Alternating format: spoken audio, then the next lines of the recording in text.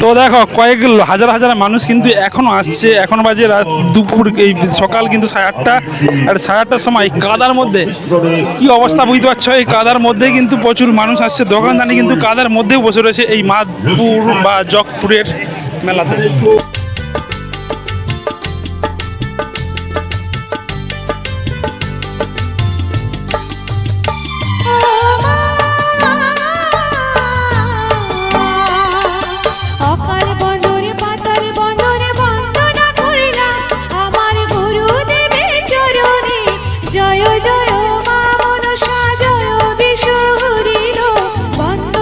কার সঙ্গে দেখা দেখো, অঞ্জনদার সঙ্গে।